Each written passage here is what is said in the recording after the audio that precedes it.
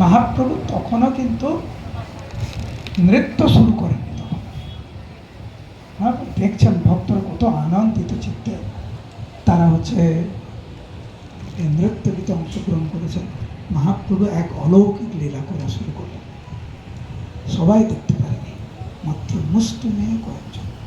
কি যে মহাপ্রভু একসাথে 7টি রূপ ধারণ করলেন।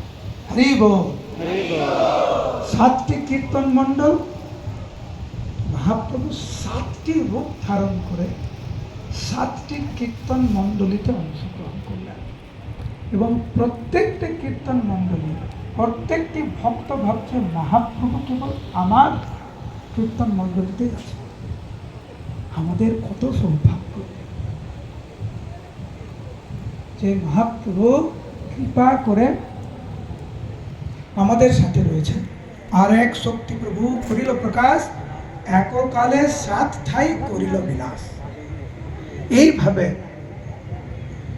চৈতন্য চরিতামৃতে কৃষ্ণদাস গুরুদাস গোস্বামী বর্ণনা করেছেন। সবে কয়ে প্রভু আছেন মোর সম্প্রদায়।